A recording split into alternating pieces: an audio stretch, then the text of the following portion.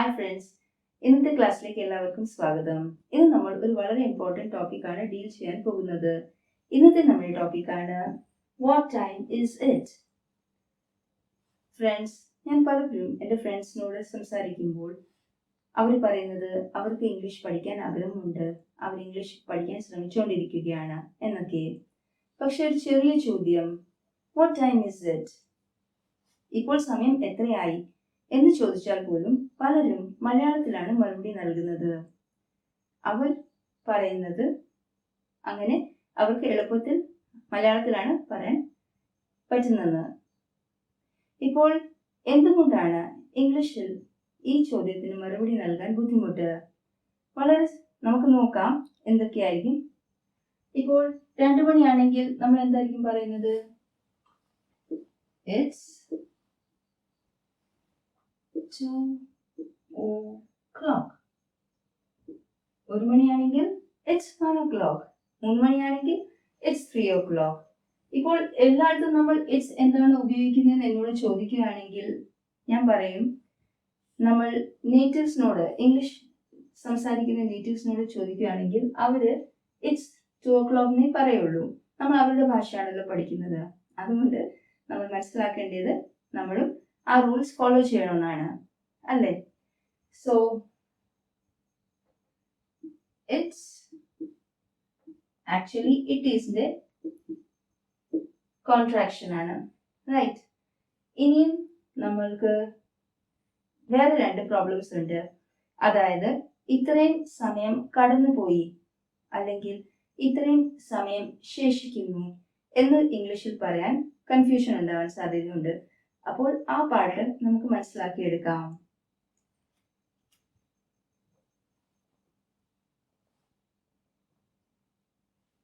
ഇത്രയും, ഇത്ര മാത്രം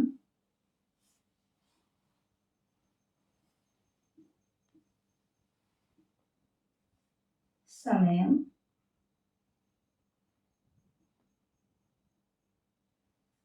കടന്നുപോയി.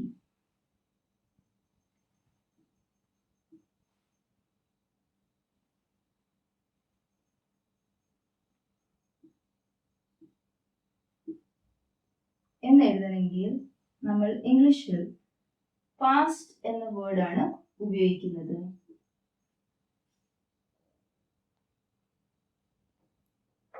ഇത്ര മാത്രം സമയം ശേഷിക്കുന്നു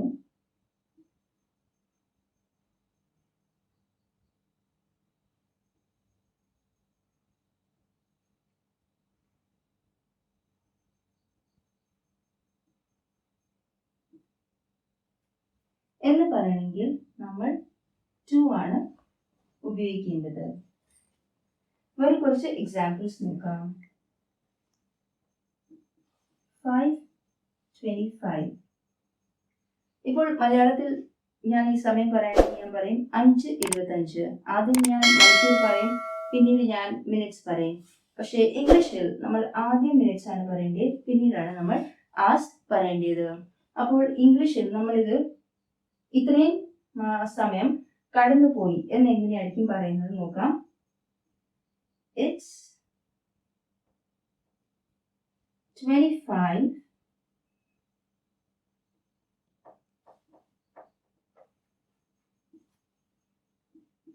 past 5. അടുത്ത എക്സാമ്പിൾ നോക്കാം. It's 35 past 7. ഇപ്പോൾ ഇങ്ങനെ എഴുതണേലോ, ഇങ്ങനെ ഒരു ടൈം ചോദിച്ചാലോ 2:13 എങ്ങനെയായിരിക്കും എഴുതുക? It's 13 past 2. ഓക്കെ, ഇനി നമുക്ക് ഇത്ര മാത്രം സമയം ശേഷിക്കുന്നു അതിനെ കുറിച്ച് എക്സാമ്പിൾസ് നോക്കാം.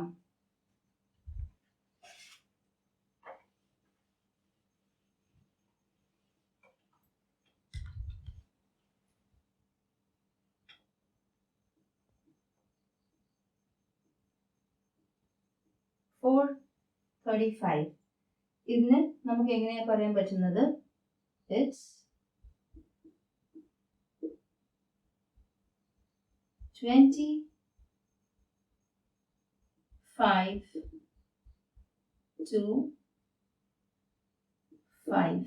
അതായത് 5 മണിയാകാൻ 25 മിനിറ്റ് ബാക്കിയുണ്ട്. വേറൊരു എക്സാമ്പിൾ നോക്കാം. 5:56. ഇപ്പോൾ നമ്മൾ എങ്ങനെ പറയും? It's 4 to 6. അതായത് 6 മണിയാകാൻ 4 മിനിറ്റ് ബാക്കിയുണ്ട്. ഇനി നമുക്ക് വേറൊരു കാര്യം കൂടെ മനസ്സിലാക്കാനുണ്ട്. ഇംഗ്ലീഷിൽ ക്വാർട്ടർ എന്നത് 15 മിനിറ്റ്സ്, 45 മിനിറ്റ്സ്, ഇത് രണ്ടിനും ക്വാർട്ടറിന് ഉപയോഗിക്കും. ആൻഡ് ഹാഫ് നമ്മൾ 30 മിനിറ്റ്സിന് ഉപയോഗിക്കും. ഇപ്പോൾ സപ്പോസ് എനിക്ക് ഇങ്ങനെയാണ് ടൈം പറയേണ്ടത് എങ്കിൽ എനിക്ക് എങ്ങനെ പറയാം? 6:45. So either I can say it's 45 past 6 or it's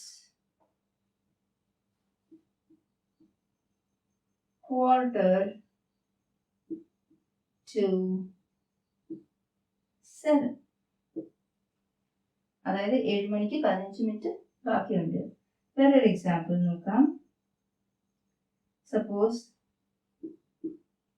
12:30 എന്നാണ് നമുക്ക് പറയേണ്ടെങ്കിൽ it's half past 12. So friends, ഇപ്പോൾ ഞാൻ വിശ്വസിക്കുന്നു സമയം പറയാൻ എളുപ്പമായി കാണും. നിങ്ങൾക്ക് ആര് സമയം ചോദിച്ചാലും what is the time or what is the time by your watch എന്നൊരു ചോദ്യം ചോദിച്ചാൽ നിങ്ങൾ പെട്ടെന്ന് അതിന്റെ കറക്റ്റ് ആൻസർ കൊടുക്കും. വിത്ത് പ്രാക്ടീസ് ഡെഫിനറ്റ്ലി നമ്മൾ ഇനി പ്രാക്ടീസ് ചെയ്യാൻ പോവുകയാണ്. You going to do some more exercises based on what time is it. Okay, വേറൊരു കാര്യം പറയാനുള്ളത്, ഇപ്പം ചിലർക്ക് കൺഫ്യൂഷൻ ഉണ്ട് AM PM. അത് നമ്മൾ ബോധർ ചെയ്യേണ്ട ആവശ്യമില്ല. സമയം ചോദിക്കുന്ന ആളിന് AM ആണോ PM ആണോ എന്ന് നന്നായി അറിയാം. So why are we bothered about that, right? സമയം നമ്മൾ സ്പോക്കൺ ഇംഗ്ലീഷ് നമ്മൾ സമയം പറയുമ്പോൾ we just have to tell them the correct time. അതിൽ മിനിറ്റ്സ് ആദ്യം പറയണം. നമുക്ക് 2 വേർഡ്സ് ഓർത്തിരിക്കണം, past to. So I hope ഇനി നമുക്ക് കുറെ കൂടെ പ്രാക്ടീസ് ചെയ്യുമ്പോൾ ഇത് കോൺസെപ്റ്റ് വളരെ ക്ലിയർ ആവും. സോ നമുക്ക് അതിലോട്ട് നീങ്ങാം. ഇതാണ് നമ്മുടെ ടൈം എങ്കിൽ എങ്ങനെയായിരിക്കും നമ്മൾ അത് എഴുതുന്നത്? It's quarter past 3. correct. ഇനി നമുക്ക് അടുത്തത് നോക്കാം. സപ്പോസ് ഇപ്പോൾ എങ്ങനെയായിരിക്കും നമ്മുടെ ആൻസർ? ഇറ്റ്സ് 8:30 ആയി അല്ലേ? 8:30. So it's half past 8. Easy.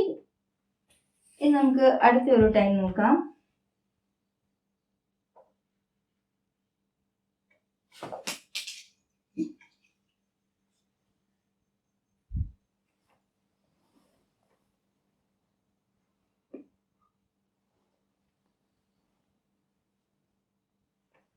ഇത് എങ്ങനെയായിരിക്കും? ഇത് ടൈം ആക്ച്വലി 8:45 ആണ്. അപ്പോൾ ഇതെങ്ങനെയാണ് നമുക്ക് എഴുതാൻ പറ്റുന്നത്? It's 5 to 9. റൈറ്റ്. ഇനി അടുത്ത എക്സാമ്പിൾ നോക്കാം. ടൈം എന്താണ്? 10:15. സോ ഇവിടെ എങ്ങനെയാണ് നമ്മൾ എഴുതുന്നത്? ഇറ്റ്സ്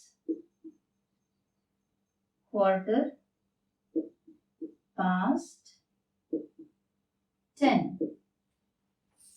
ഇനി അടുത്ത ടൈം നോക്കാം. അപ്പോൾ actually it is 11:45. So it's quarter to 12. Right? ഇനി അടുത്തത് നോക്കാം.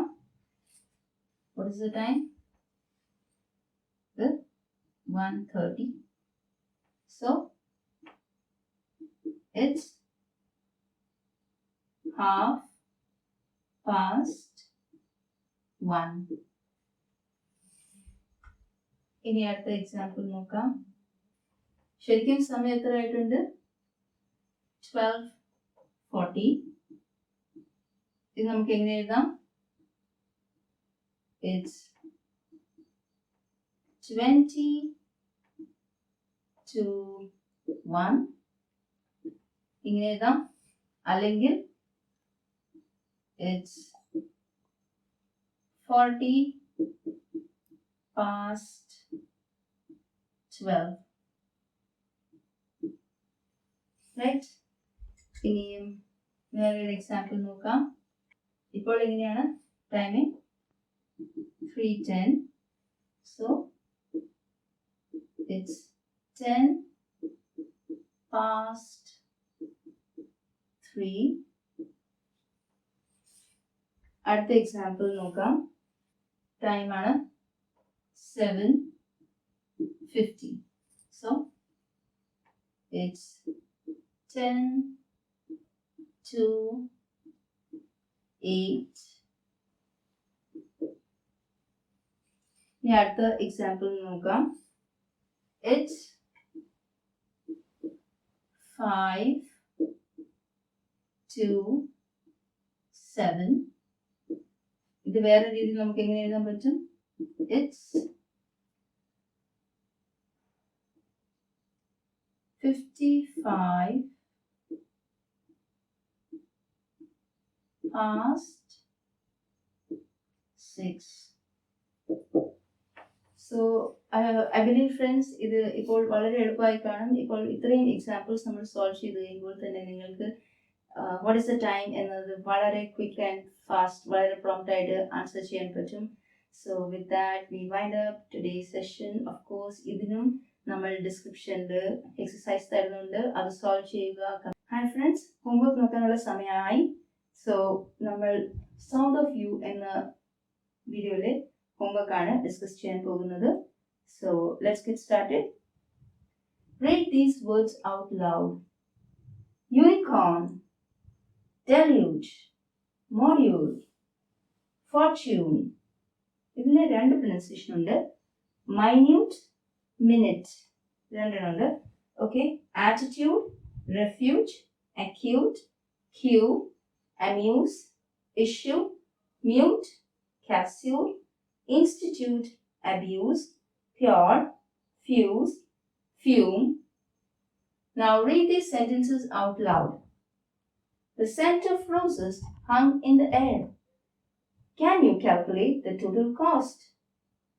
I see a purple dinosaur. He is my neighbor. Be careful not to hurt yourself. Do more practice and improve your skills on English speaking. So with that, we wind up today's session. Thank you for joining and bye-bye.